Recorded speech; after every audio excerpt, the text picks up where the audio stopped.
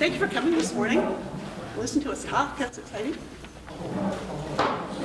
We may have a few more people join us, but we'll just go ahead and get started.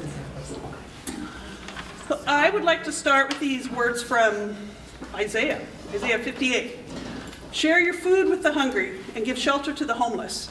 Give clothes to those who need them, and do not hide from relatives who need your help.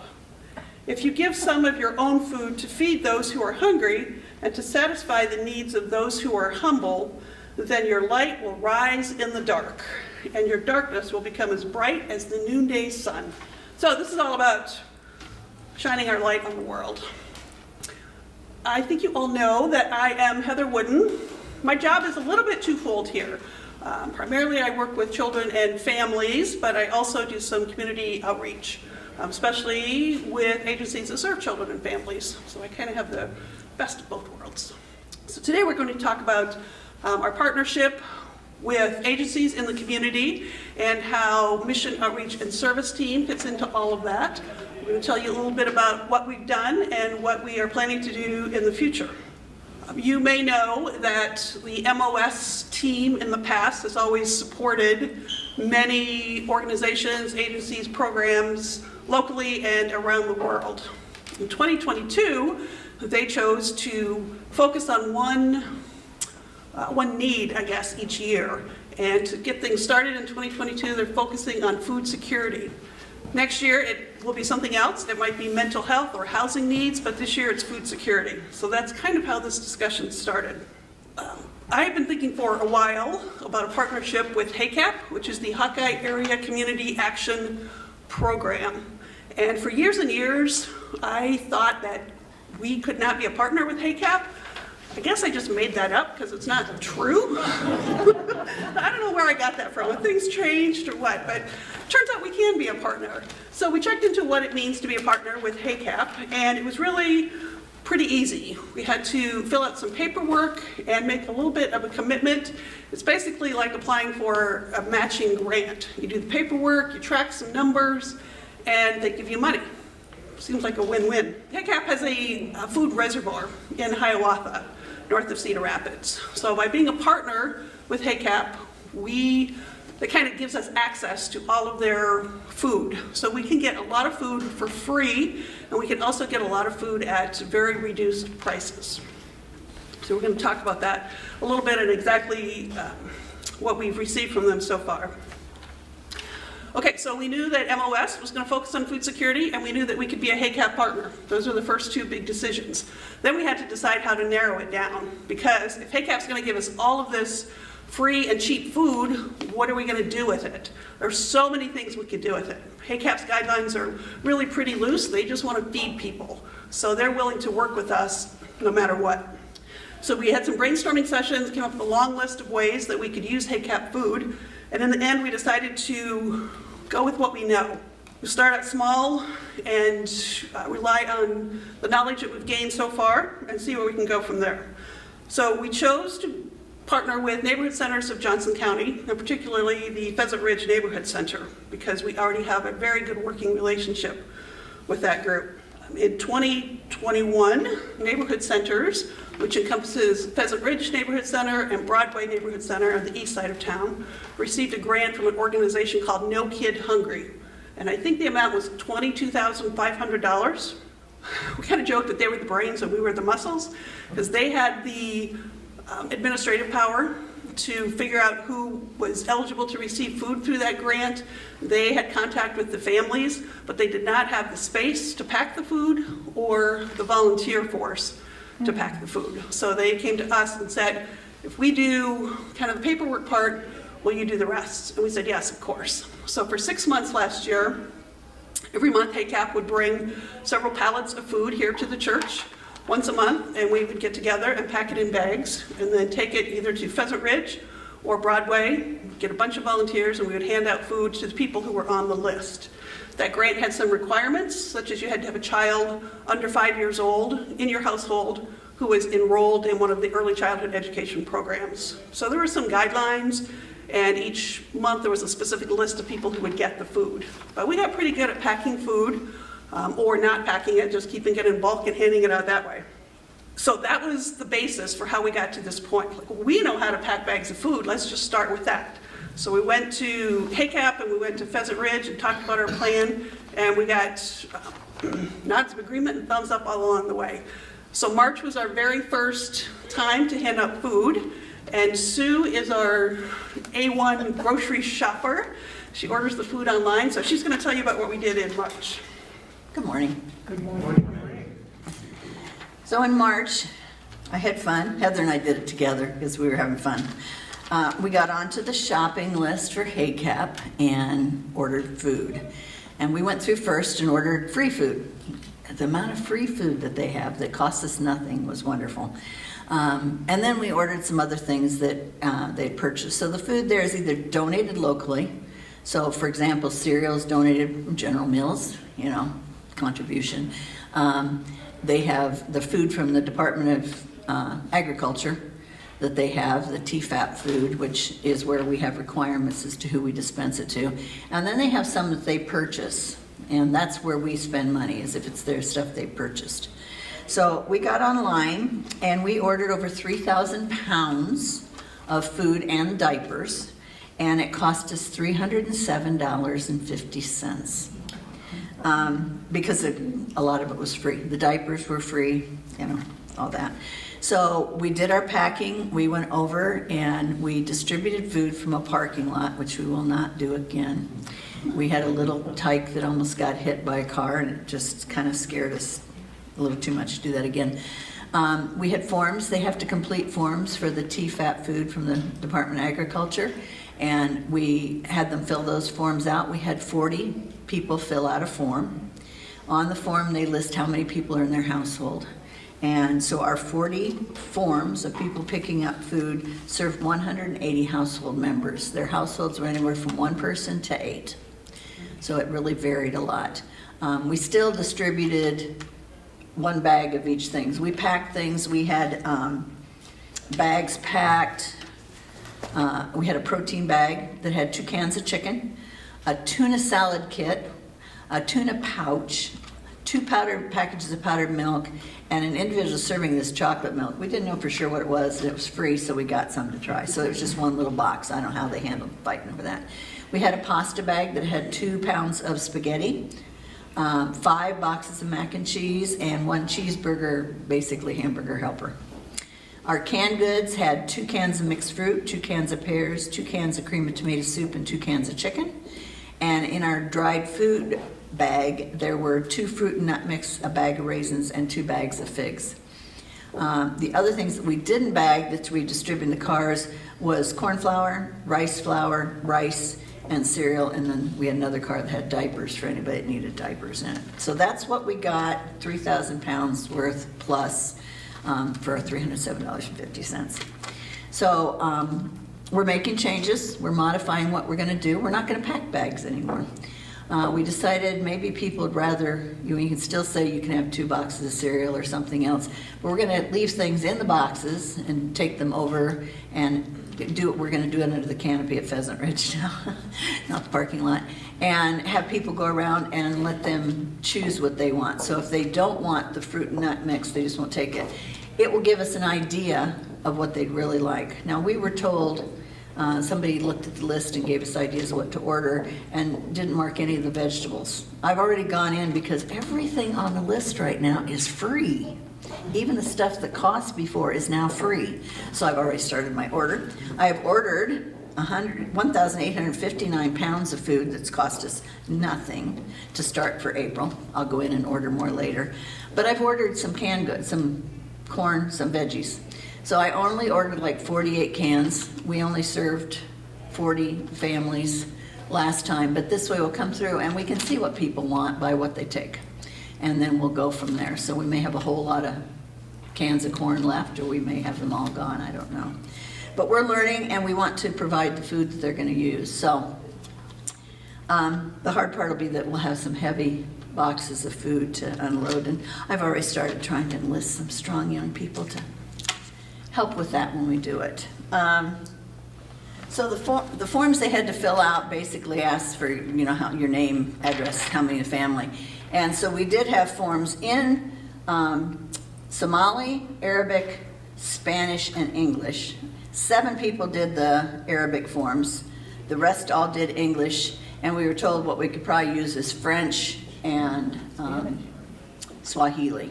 So we'll probably work on those because the forms exist that way, so that if somebody really didn't understand the English, they could do it in their language. The hard part was that I had people filling out the Arabic forms, and they were filling them out in Arabic. And like the number in the family, I had this little figure that kind of looked like this. And I said, well, what? And it's a 2, so then I wrote a 2 on there because that helps with their numbers. But I didn't think about the fact that if it's written in Arabic, when you fill it out, you'll fill it out in Arabic. And I can't read Arabic, so. Because we want to tell you a little bit about our history of partnership with neighborhood centers of Johnson County. Both neighborhood centers and St. Andrew, of course, have been around for decades, and both have been doing good work in the community, but we haven't done a whole lot together in the past. Pheasant Ridge neighborhood is just off Mormon Track by Fairway. I hope you all know where it is. And like I said, Broadway Neighborhood Center is on Broadway Street on the other side of town behind Stuff and Post Office and that area. So there's the Pheasant Ridge Neighborhood Center, which is in the middle of the Pheasant Ridge apartment complex. The neighborhood houses many families from Somalia, Muslim families, families with no faith background. So when we partner with anybody outside the walls of this church, we have to understand that their policies, procedures, beliefs may be different than ours. Our backgrounds are different, our life experiences are different. To make this happen, make this partnership happen, we had to look at what we have in common instead of how we are different. We both, St. Andrew and neighborhood centers, are all about supporting families and making the community a better place to live, strengthening the community and the people who live here. So that's what we focused on. That's where we started. This project, for me, is not about getting people into our pews on Sunday morning. The people that receive our food probably never will worship here. That's not the goal, so we have to let that go. For me, it's not about announcing to the world that St. Andrew is doing this. Yes, we are. We want to be proud of what we're doing, but I feel like there's a fine line between doing it and bragging about doing it. And if we're doing good work to brag about what we've done, then I think we're doing it for the wrong reasons. Some of the people are not, many of the people actually are not Christians. So for me, I know that I am serving as the hands and feet of Christ when I do this project. And I don't need to tell that to everybody who crosses my path. I know that's why I'm doing it, and if somebody asks me why I'm doing it, I'll be happy to share that with them, but that's not what I tell them when they walk up and ask for a box of cereal. So I know the reason why I'm doing this, and for me, that's all I need. That's good for me. We had a good partnership with Pheasant Ridge before COVID, and surprisingly, I think, it got even stronger during COVID, which was not true for a lot of organizations. So today, I'm very happy that our guest is here today. Her name is Olanthda Fields. She is the Youth Program Director for Neighborhood Centers, and she does lots of programs in this building. If it happens here, Olanthda's probably part of it. So I asked her to come here this morning and just talk a little bit about what she has done here at St. Andrew and how the kids feel about being here and all of that. So Olanthda, come on up. Good morning, everyone. As Ms. Heather said, my name is Olanthda Fields. I'm the Youth Program Director at Neighborhood Centers. I coordinate the Yale program, which is for 5th and 6th graders, and it is short for Youth Engaged in Leadership and Learning. And then I also coordinate a bunch of other drop-in programs and our summer program for teenagers 14 to 17 that is called YES, and is Youth Empowered to Serve. Yale program, we have had the opportunity to partner here, and St. Andrews has allowed us to have a space for our programming this year. We saw that coming out of COVID and then coming back into the school, it fit better to have a center-based program rather than a school-based program in the area where kids from Horn or Borlaug and Weber can come, because essentially those are the students that live in that area anyways. And so we come here Monday through Friday Right now, they're doing swimming lessons, and so we haven't been here as much. But other programs that we have had the opportunity to partner with is our drop-in program, Taekwondo, and we offer that from ages 4 to 6th grade. Also, the cooking classes. The cooking classes was a way for the kids to kind of learn how to navigate their way through the kitchen, you know, but also make meals that they enjoy having. And so Miss Heather has been leading that for us, and Sue has been there too. But even outside of the youth programs, we also have staff meetings here when we are doing different professional development trainings. We also had a space provided for us here, so we appreciate you guys for that.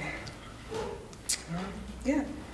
So unfortunately, the kids can't be here today. They start Ramadan today, and so they couldn't be here. But they wanted to. We had about 12 boys that wanted to come. Navigating my way through it right now, coming up and reaching out to different partnerships, different organizations for partnerships.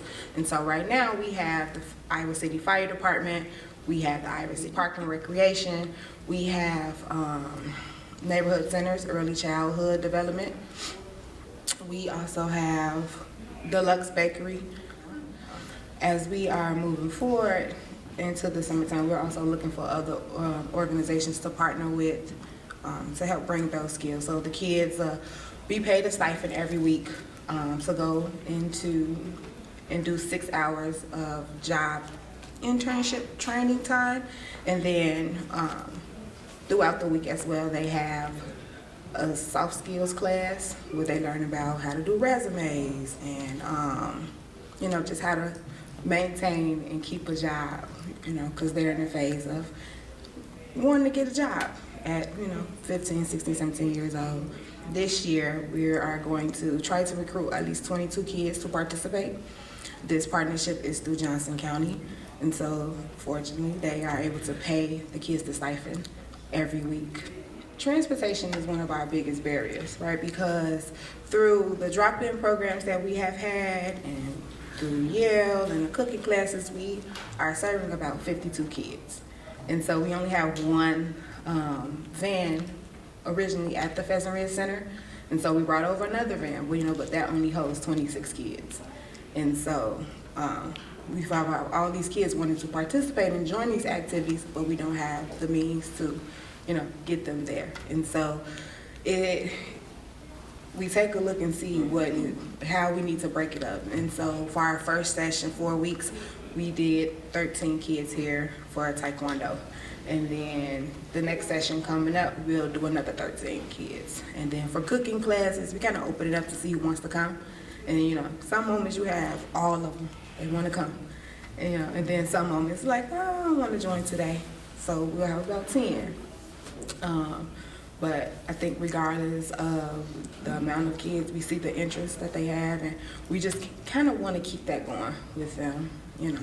If something sparks while they're doing cooking or Taekwondo or learning how to swim or whatever life skill that, you know, we're trying to teach them, we want to make sure that we, you know, capture that and keep it going. So, yeah. All right, thanks, David. Thank you.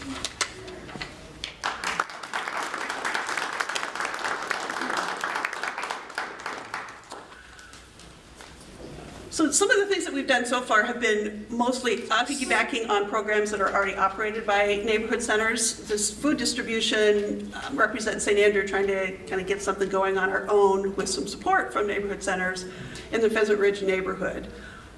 The cooking classes are kind of leading into that a little bit, and as we probably all know from cooking with our own kids, it's not really about the cooking. I think that when you are working together in the kitchen, it's a great opportunity to have a conversation. You can sometimes have hard conversations without having to look in the eye or sit on a couch and face each other. You can talk about things while you're chopping or mixing or stirring. We try to come up with very easy recipes. We are blessed with a beautiful kitchen here, but it has one oven. So far the cooking classes we've done have not really been cooking, it's been more food assembly. We put the food together like lasagna and the kids take it home with the recipe and bake it at home. We try to find recipes that maybe they can prepare with their family in the future. So there's no fancy schmancy ingredients or that super expensive thing. It's not gourmet food we're making here. It's just some pretty yummy, cheesy ravioli lasagna. I was pleased and tickled. We did a couple classes with the girls, and then the boys got wind of it. So the boys wanted to do some cooking classes. So now we bring groups of girls and groups of boys here, and we have classes planned in April and May. So we're going to continue that. We're always looking for volunteers. We like to have our volunteers sit and have a meal with the kids. We give them lunch when they arrive, depending on the time of day. So they eat what they're going to make, and then they assemble it and take it home and bake it. But we like them to know what it's going to taste like when it's all done. So that's how we do our cooking classes. So like I said, I really want us to not just be handing out food or doing things for the families. I want it to be a true partnership. I want to know the names of the people that we are with, whether we're in the parking lot or under the shelter at Pheasant Ridge. I want to know their names. I want to know their stories. I want them to know my name. I want them to come up and greet us at Fairway. That's got to be one of the best feelings in the world when somebody walks up to you and says your name and they recognize you outside of your normal environment. I love that. We are still trying to figure out how to do that. Like Sue said, we don't want to just give them food. We want to give them food that they want and that they need. So that requires us to make some connections there and sit down with the women in that community who are the really good cooks and go through that list. So we have to figure out those women. We have to get past the language barriers. We have to make them understand what we're capable of, what we can do, and what we can't do. So we're working on that. I keep saying we'll get smarter every month. We learn a little bit every time we do this. And like Sue said, it seemed like a great idea to hand out the food in kind of a high-profile, highly visible parking lot. And then we found out that the cars were still coming into the parking lot, and little boys are wild, so we're not doing that anymore. We need to figure out what we're going to do if the weather's bad. What do we do if there's high winds or it's raining? And what are we going to do in the winter? Right now we're handing the food out outside. What's our inside plan? What's our winter plan? MOS is focusing on food security for 2022, but this is not a short-term commitment for St. Andrew. You don't start feeding people and then stop because the calendar flips over to another month. So we need lots of people who are committed to this and who will keep doing it for years and years and years. So we're hoping that's some of you. You may know that I'm kind of a planner and I like to be organized, and I want to have, there's plan A, plan B, and plan C. And for a long time I was trying to do that with this whole project, and then we just had to give it up. This is one of those things where you have to step out in faith. There's no way you can think about every single scenario, and you don't know how to do it until you do it. So I'm grateful that people like Sue and the volunteers who are in that parking lot are okay when I say, I don't know, let's just try this, because we don't have it all figured out. We learn as we go, and every time we do it, we get a little bit smarter. I do know that God is leading us in this project, and God has all the details worked out. We're just kind of along for the ride. Upcoming, we have food distributions. We're going to do it every month. We have the dates for April and May. Do you have those dates on the? Yeah, April 25th. We're doing the fourth Wednesday. Fourth Wednesday, okay. So that's April 25th and like May 26th 23rd. or 23rd. So we'll let you know about that. We have a clipboard here. If you just want to stay in the loop, we'll try to do a good job of, putting information in the mini messenger and the monthly messenger, but often we send out emails. If you want to be part of our email chain and just get a little more inside information, we'll leave this up here and you can just sign your name to it if you're not already on our list. We are already looking for ways to grow the program.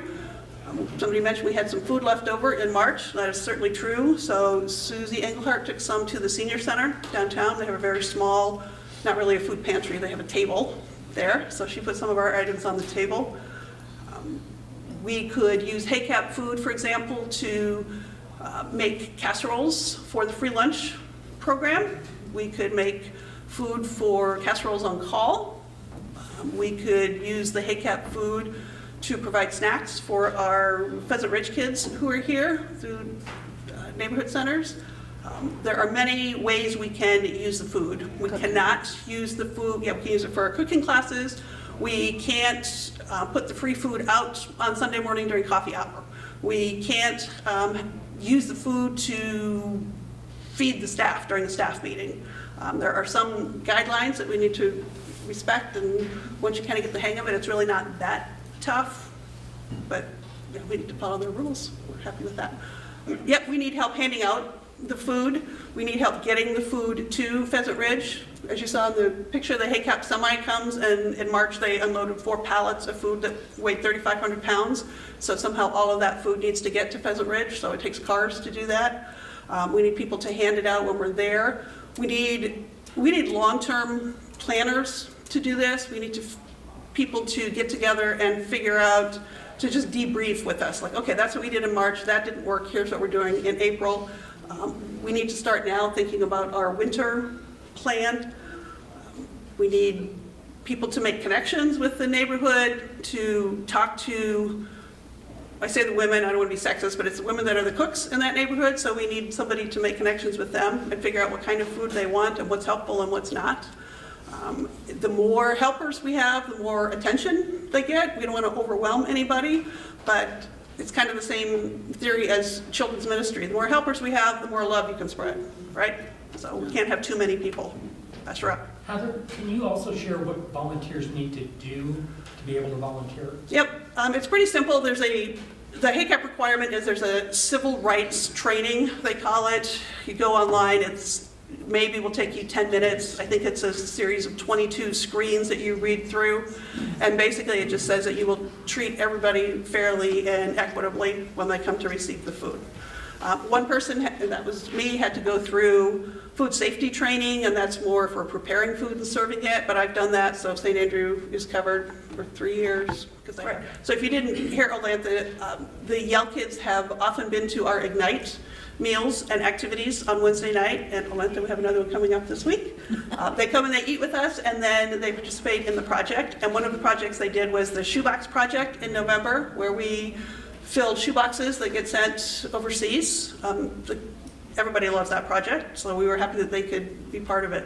Yes, Olanthda mentioned teaching the kids life skills. There are some kids that have expressed interest in gardening or farming. So Olanthda has met with Kathy Dice to represent the Let Us Feed Others team, and they're working some things out for the summer where either the kids will have a garden at Pheasant Ridge and or come here and volunteer in our garden.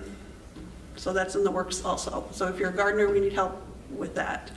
Really, if you feel passionate about this, we have a way for you to help. So just sign the sheet and let us know, and I promise we'll find a job for you.